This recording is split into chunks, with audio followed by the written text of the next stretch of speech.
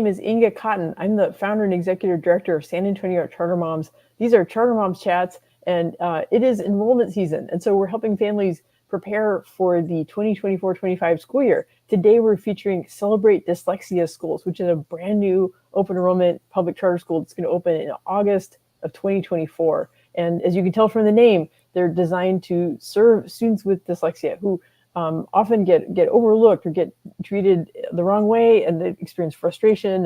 And so let me introduce our guests. And they both have real life experience as parents of children with dyslexia. And we'll find out about their journey and what the school offers. So next to me on the screen is Flor Gutierrez, and she's the superintendent for Celebrate Dyslexia Schools. Welcome, Flor. Thank you. And then below me on the screen is Jasmin Dean, and she's the board chair of Celebrate Dyslexia Schools, also the executive director of Celebrate Dyslexia, which is the nonprofit that has a whole bunch of programs, including the school. So we'll find out more about that too. So Flor and Jasmin, thank you so much for joining me on Charter Moms Chats.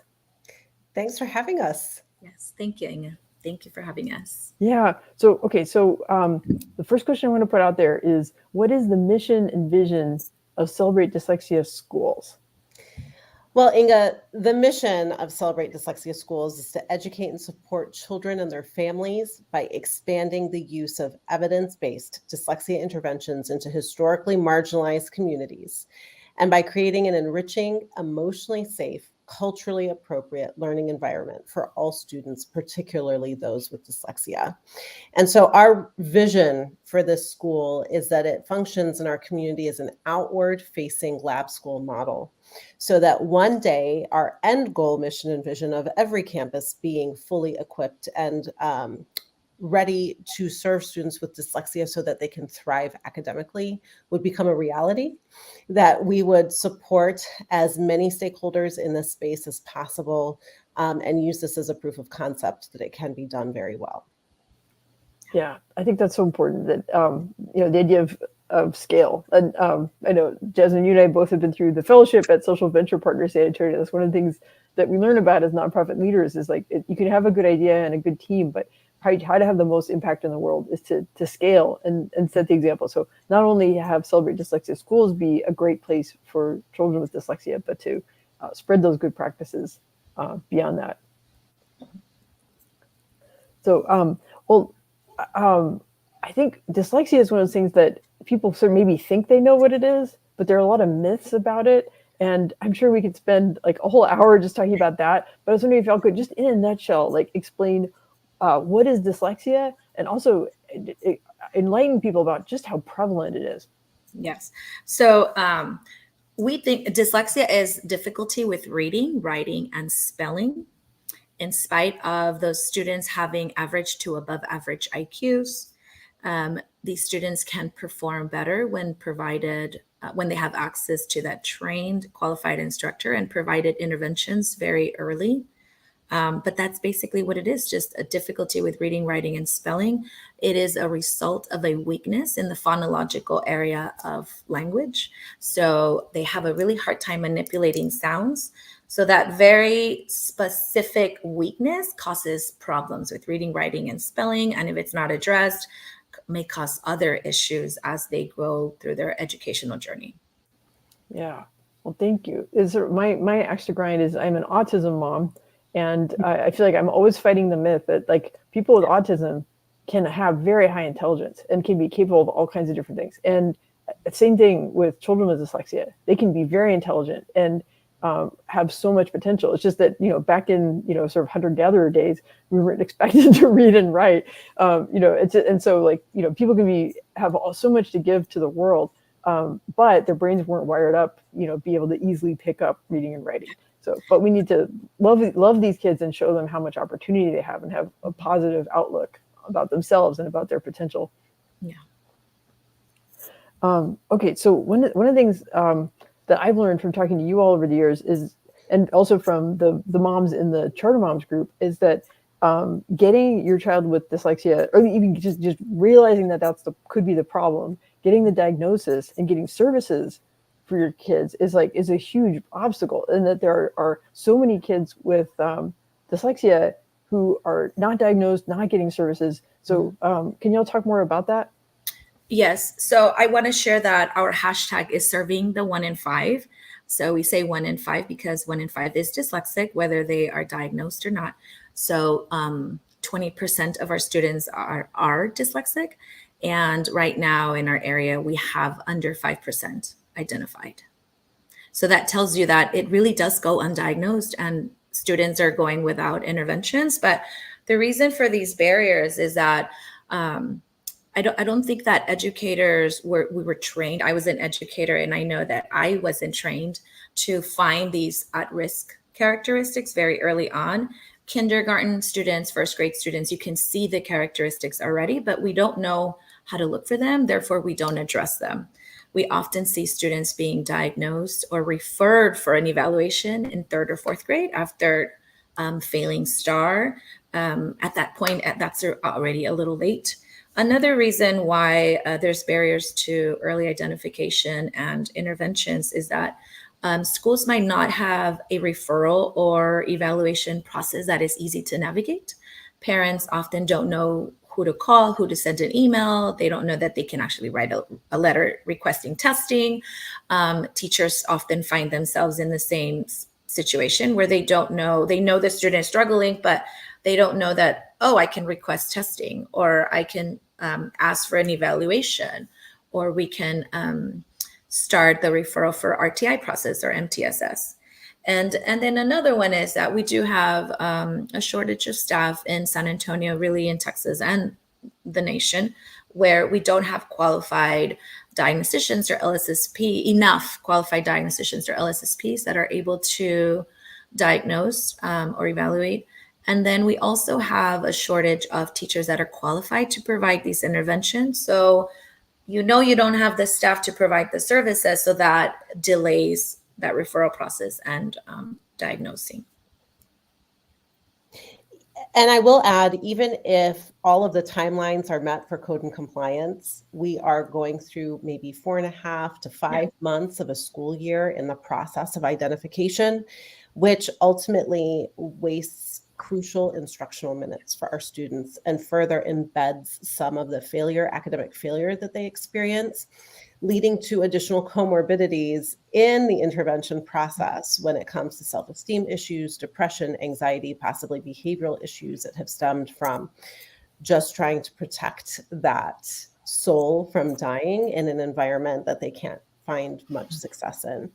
And so really what we want to do through our work is honor every single stakeholder in this journey, and really bringing those solutions to our community for every single stakeholder to be successful in this space.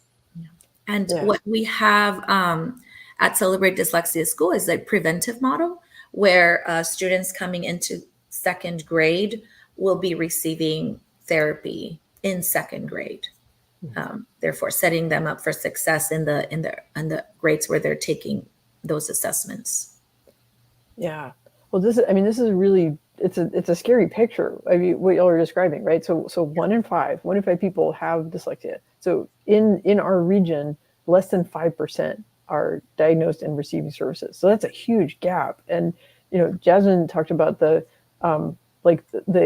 impact it has on a student to, right, that like this one part of their brain is not processing, the way a typical brain would. And yet, like, the student might be accused of not trying, right? Yeah. They might be, they might feel like they just can't win, or they're not a good student, they're not smart enough. And they get angry, maybe they're, like behavior, or they're afraid to go to school, or they feel like frustrated about going to school. And like, and I've been down this road as an autism parent, so I totally get it. And like, it's just the worst thing to feel like, you're supposed to bring your kid to school, and yet your child hates school and they feel bad about themselves. And you feel like such a failure as a parent when you're in that situation. And it's such a solvable problem. And I don't see a diagnosis of dyslexia as a problem. We know we do call it a learning disability, but really it's a learning difference. So if they have access to that qualified instructor and interventions are provided early on, students can perform like their peers, or even better, because they come with a lot of strengths. Mm-hmm. Yeah. So, Flor, you mentioned about that it's a preventive model and starts at second grade.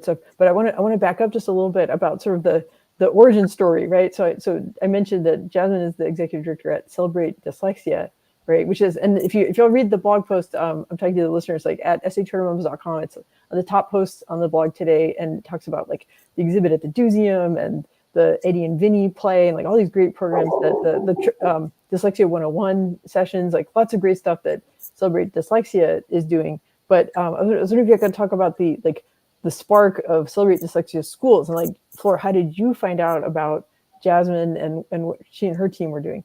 So Jasmin and I met at a conference a few years ago, and our paths just kept crossing. My daughter was one of the children featured in the DoSeum exhibit. Of course, we joined and watched Eddie and Vinny when it was touring. I was at a local district, and I took all our dyslexic students to watch Eddie and Vinny. And when Celebrate Dyslexia decided to apply for a school, I was involved in Generation 27 application. And during Generation 28, when they were hiring for a superintendent, I applied, and we went to the capacity interview with TA and the interview with SBOE, and here we are now.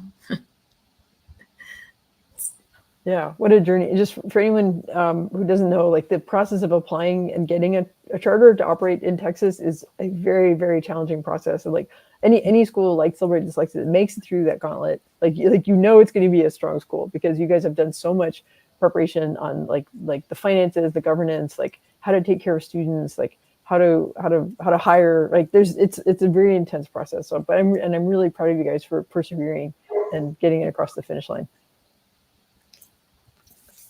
So now I want to open this up to both of you guys. I mentioned in the very beginning that you both have, well, and like Flor, you mentioned that your daughter was featured in the traveling exhibit about the Beautiful Minds, right, is the name of it. And so both of y'all are parents of kids with dyslexia who have that learning difference. So I was wondering, can you talk about how your experiences as parents are influencing what you're doing as school leaders and nonprofit leaders?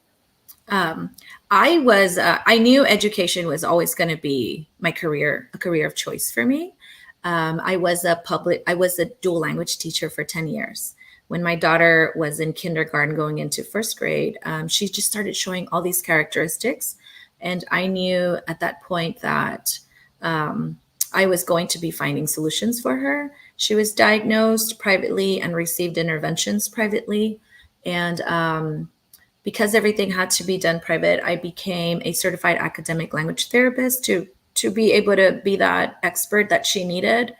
And then I pursued my educational diagnostician certificate to understand her diagnosis better, and just to be able to support her and ensure that her academic journey was a successful one. And then learning the shortage of therapists in our city, I am now training to be a qualified instructor to be able to prepare other therapists and just build capacity in San Antonio. Also to ensure that CDS is able to in-house train our therapist. But because of my daughter, my career pivoted into this, just making sure that others have the same services that I was able to offer her. Well, and I think my story is very much like yours, Inga. It is the ultimate power to the parent story. I remember sitting in the conference room with the principal at our elementary school, not really knowing what my next steps were going to be. And she just made it very clear that a parent's voice is very powerful and it has to be heard. And she really encouraged me to use my voice to advocate not just for my children, but also know that would impact others. So I think my journey kind of married some of my existing skills and my background in high-profile events, and through interviewing almost 2,000 stakeholders in our early years, it really shaped our initiatives and our strategic plan as to how we wanted to bring systemic changes to our community in this space. So I think for me, academically, I continue to pursue different avenues like becoming an academic language therapist myself, as well as returning to get my PhD in interdisciplinary learning and teaching with an emphasis in reading and literacy, so that any of those additional doors that needed to open to bring systemic changes, the credentials would be there to allow those doors to open. And so it's what gets me up in the morning. And it is what I hope will impact my children when they are parents, because we know that this is genetic, and I will most likely have grandchildren who are dyslexic.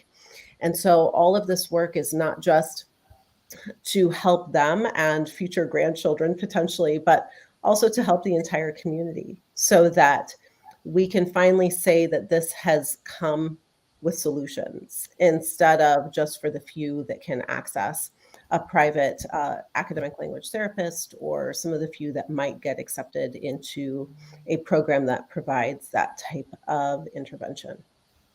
Yeah. Well, no, Jasmine, you're exactly right. It is a parent power story for me and for for both of y'all. And I'm so proud of that. And I know, Jasmine, we've had conversations about like how difficult it is to access, for families to access. Like it's just like cost prohibitive to get private evaluation, and as Flor mentioned, like navigating the process of getting services through the public school is overwhelming as well. I've run into that brick wall myself too. So and I consider myself pretty assertive, but it's still really scary. So like y'all have lived this, and you understand what parents are struggling with, and so that's why you're trying so hard to lower the barriers. And both of y'all have gone to great lengths to for yourselves, like get all these certifications, get all this extra training, because you're trying to solve these problems, right? This shortage of experts, and being able to show up in different spaces and present your credentials and your experience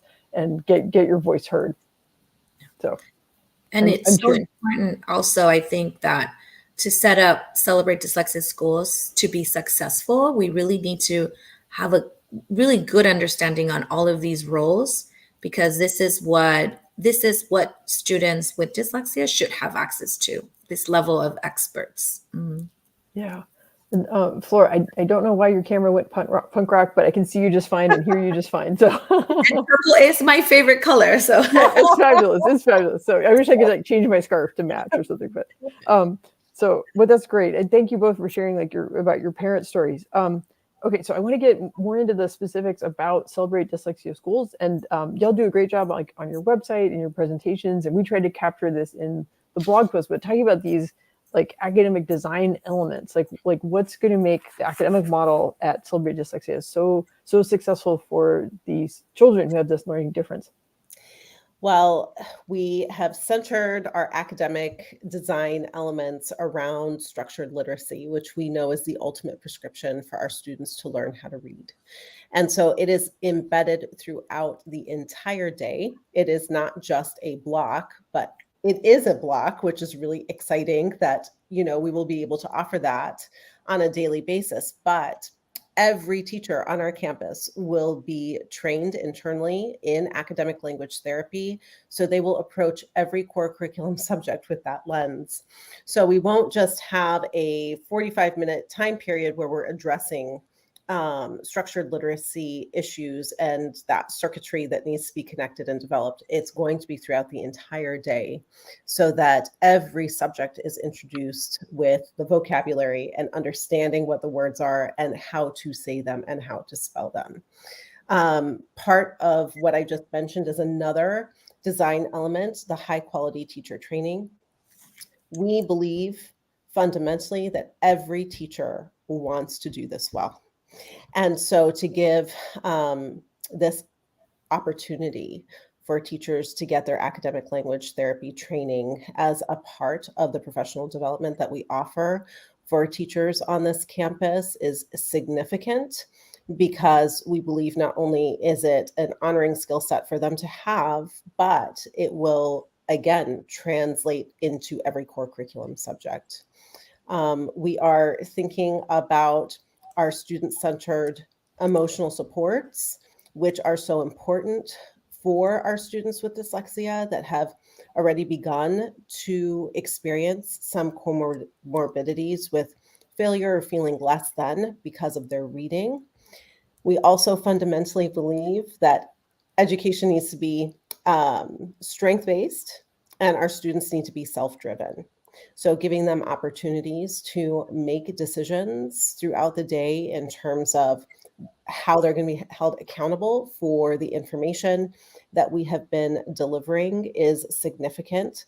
A lot of times it looks like accommodations, but for our students to be able to experience all accommodations, so the older they get, they understand which ones are most important to them, is very important in building that self-efficacy. And then, of course, community enrichment, making sure that the wraparound community that is supporting students, whether it's parents, grandparents, or even their physicians, have an opportunity to learn about how they can best support them as they continue on their academic journey. Yeah, thank you.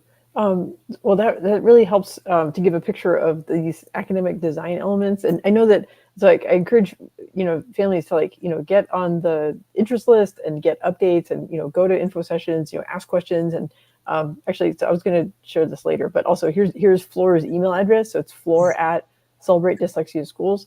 Because I feel like there's so many moving parts to this, and we can't possibly cover all of it or answer everyone's questions. But I know y'all are great about sharing information and explaining. And let's see. Oh, we have a comment from a reader. Let's see. Thinking of the struggle I had to go through with my children. I'm glad my grandchildren will have more options where they will be supported. Oh, thank you, Teresa. That's a great message. Yeah, we're on generation 4 of autism in my family. So, but thank goodness, the arc of progress, right? It's towards treating people with more kindness and more inclusion, and understanding the strengths and the gifts that children with learning differences can have.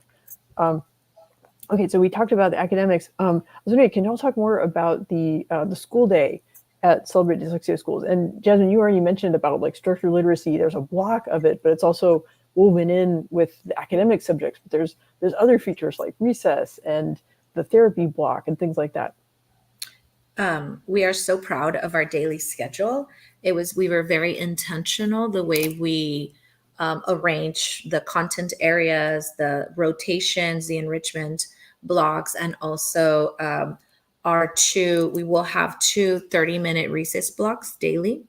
And so we know our neurodivergent students need many breaks throughout the day so that they can just play, just hang out with each other, form connections. So we will have an hour total of recess in the day. Our class cap size is 12. So classrooms will have 12 students max. And we will begin our day with our social emotional learning curriculum, which is Super DeVille. And Jasmin, can you share a little bit about the curriculum? Absolutely. So this is a curriculum tailored to dyslexic children by dyslexic actors that are in the videos. It covers all of the really important issues, but it's great for our students to see others that are like them doing well and really delivering information about what it feels to be dyslexia, what to be dyslexic, what it looks, what are our brains and what do they look like and what makes them different and that kind of thing, and really equipping them with that confidence that they are seen and they are heard and they are not alone. We are really so fortunate that Peggy Stern reached out to us, who is an Academy Award-winning producer who developed the curriculum, and she is so excited to have this be a part of what we offer our students and our parents, by the way. It's something that every parent will be able to watch and see and experience. It actually was also featured in the exhibit that we had at the DoSeum. So it is not new to kind of the portfolio of things that we have had to offer the community, but to have it offered in such a deliberate way to our students, it will be such a win, and it will also be offered bilingual. So it will support the students in our school that are in the bilingual program. What's the name again of the video series? Super DeVille. Nice. Okay, that sounds great. Okay, So that's the social emotional. Let's see. Are there other aspects of the school day that you want to share about? Not at this time, but Okay. we do have our daily schedule posted on our website. So if parents are wanting to have a more detailed schedule, they can go on our website and we have it's posted. Yeah. Well, good. Okay. Well, so I want to pick up again what Jasmin was talking about through the social emotional learning, that it helps right, students with dyslexia, even by second grade when the school starts, like they have probably already experienced like some frustration, or maybe things that could cause them to form a negative self-image. So what are some of the ways that Celebrate Dyslexia Schools can help focus on students' strengths, and also like show like faith in them that they are actually trying to learn, like they're not lazy or stubborn or obstructive. It's like they're good kids. It's just their brains are wired up differently, and they need our understanding and our trust. So honestly, having that sympathetic teacher that understands is so important, that the adult in the room is a safe person. The adult in the room understands exactly what is happening as they are processing information and can really help bridge those gaps for them and give them dignity. Right, Inga? That's really what we want for our kids when they are so vulnerable, when they cross the threshold with these vulnerabilities, especially in the school environment, when you struggle with reading, writing, and spelling. There really isn't much of a respite for that throughout the day. So to have a teacher that is highly trained, that understands all of the ins and outs of dyslexia in terms of definition, accommodations, and all of the ways that barriers can be removed for our students in the classroom so that they can experience success is very significant. And I will also say, even when they do have moments of failure in our environment, to use those moments to learn from them. We don't ever want to paint a picture that it's going to be all rainbows and butterflies all the time, especially when you struggle with reading. It takes hard work to fully engage and to show up every day ready to learn and ready to move forward. The therapy block is not necessarily an easy block. It is designed to create that solid foundation, that solid literacy foundation. So we know that our students want to succeed, and we know that they want to learn how to read. We will be able to work with them in their literacy skills, and we will also be honoring all of those accommodations for them to remove the existing barriers for them to be academically successful. Yeah, Jasmine, I want to like reach through the screen and give you a hug, because like I'm just thinking about moments of like yeah, in my parenting journey, like so as an autism parent, like my goal has always been, like I've always had ultimate faith in my son, that he had potential and that he could be independent. And the challenge was like, okay, so like I see him as an independent adult someday, but unfortunately we encountered adults in the school who didn't believe that of him. And I didn't want him to internalize that belief, and it was really, really frustrating for me. But I think you made a really important point. Like there will be struggle along the way. That's part of growing up, right? And part of, we want our kids to be resilient, and to like, so if they experience struggle, they know how to navigate it and how to rebound from it. And it doesn't shake their core. It doesn't shake their foundation. Like they know, they have enough confidence in themselves. Like, okay, I can get through this. But there are going to be, but they have a harder road. Right? The kids with dyslexia, they have a harder road. It's not fair. Same thing. My son with autism, it's a communication disorder, and it will always be harder for him. Like whether it's working with a team in his workplace, whether it's dating, God forbid, right? He's 16 right now. So anyway, I don't even want to think about that. But like so it's right. It's not going to be an easy road, but like the vision is that they will be fulfilled, successful, independent adults, and that they can bring all of their gifts to the world, like through their workplace, through their family life, because there's so much potential to be unlocked. And when people talk about the school to prison pipeline, dyslexia, undiagnosed dyslexia is a huge part of that. Yes. And it's terrifying. These are lost lives.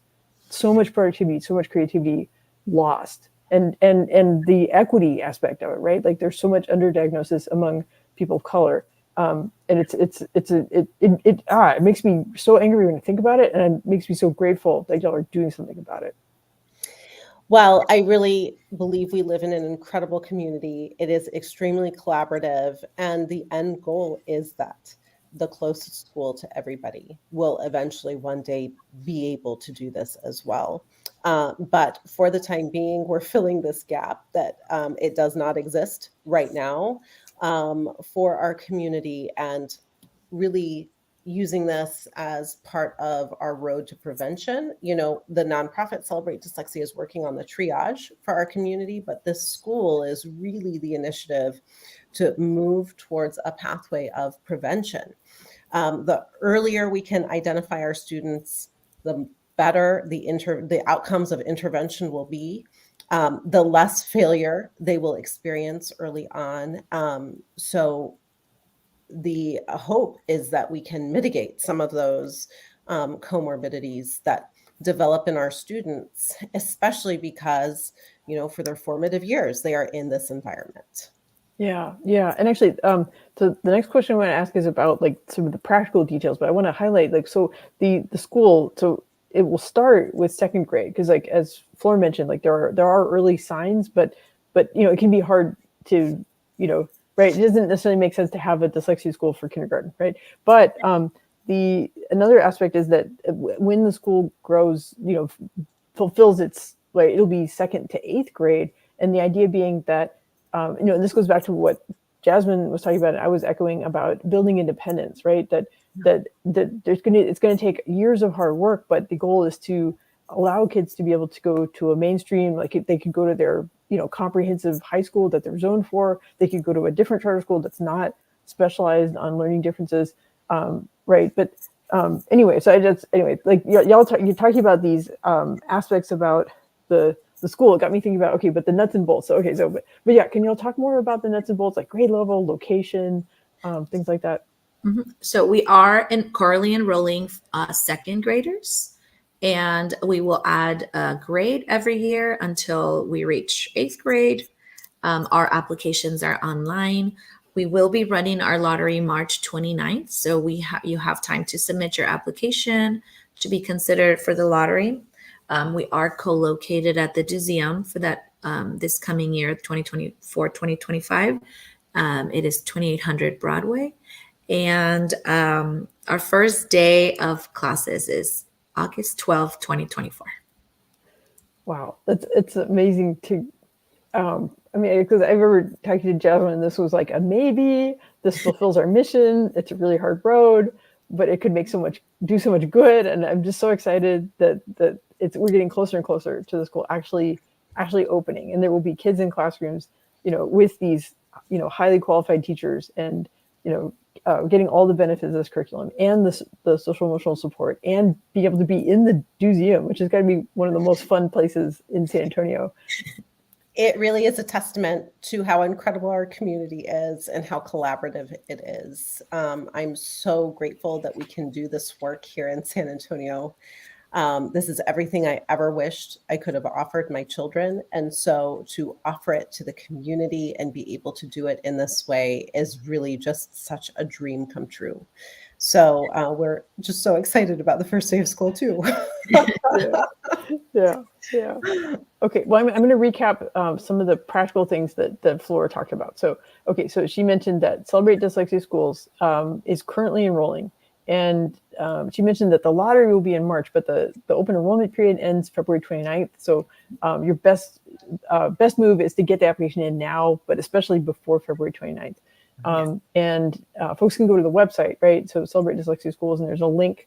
They click on apply, short application, just get it in. And the location is the DoSeum, right, which is 2800 Broadway. So the idea is it will be in 2024-25. Celebrate Dyslexia Schools will be co-located at the DoSeum, which is super cool. And currently enrolling for second grade. So into 24-25 school year, the school will only offer second grade, but those students will be able to be third graders the year after, and they'll be fourth graders the year after, and so on until fully built out up to eighth grade, right? Yes. Okay.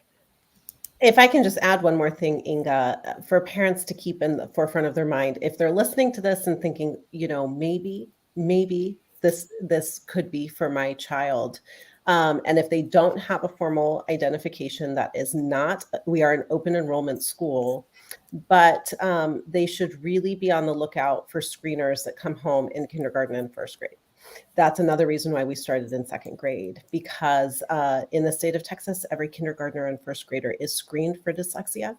And so there is a paper trail out there. Whether you have it or not, you can ask your school for it and see what those screeners will say. A screener is not an evaluation. It is a universal offering so that all kids are screened at the same time. It's not a one-on-one, but it does give an indication, kind of a first little piece of lab work for you in considering whether this might be a good model for your children or not. Yeah, yeah. Okay, so to recap what Jasmin said, so if you currently have a first grader, dig around in that pile or contact your kid's school and find out what did the dyslexia screener results say, right? Which is, it's not an evaluation, but it just could kind of raise that flag of like, hey, let's do a little more research. And as Jasmin explained, so Celebrate Dyslexia Schools is an open enrollment public charter school, right? So so there's no tuition and there's no you don't have to qualify for it. I guess it's just within the geography, right? Like if you can get yourself to the school, then and we recently talked with Foundation School for Autism, which is a special education only school. So like kids have to be pre-qualified for special education. So it's a little bit different. Anyway, and if anybody is confused by all this, you can ask questions in the group or just email Flor. Let me put Flor's email address up there again. So flor@celebratedyslexiaschools.org. Also, the number for the phone number for the school is 210-942-8668. But yeah, like Jasmin said, look for those indications. And the application is very short, so you can always get the application in and then continue to do your research and find out more about the school model. Flor, do you also want to mention about the parent academies and the information sessions? So we are offering parent academies where we cover different topics like what is dyslexia, characteristics, evaluation, legislation or law surrounding dyslexia, interventions. We just go really deep dive in the handbook. And it's a 5-part series. We're going to be releasing our dates for January, February so that you can enroll and be a part of that. I also am hosting information sessions. Those are ongoing. I will be also sharing dates for January and February next week. But if you are interested in a one-on-one, send me an email. I am happy to hop on a Zoom and cover. It's a very short 20-minute presentation where I share a little more about our model. Any other ways you can reach me is email me or call the school, and I'm happy to answer any questions. Yeah. Well, that's really the way to go. It's like, do the research, so you know what to expect. But what a gift that y'all are creating, for the community, that this is free, and how the ripples it will put out through the community because of the training, and Jasmin mentioned about the community enrichment that right, so it benefits the students in the school, but it also, there's so many more people are going to understand what dyslexia is and identify children younger so that they can get help when it makes the most difference, and so they can reach their potential and be independent. Yeah. Okay. Well, this is great. I thank you so much for what you're doing. Thank you for helping create the enrollment guide blog post. I encourage everybody to go read that. And thank you for joining me, taking the time to explain more about this and answer questions. I think we covered a lot of different aspects about the new school. And I'm just so excited for August 2024 when y'all get to open the doors and welcome kids to the school. Thank you so much for having us, Inga. It's so fun to get to talk about it on this end instead of the charter writing end. So, thank you so much. Yes, yeah. Thank you. Thank you for having us. Thanks, y'all. All right, take care.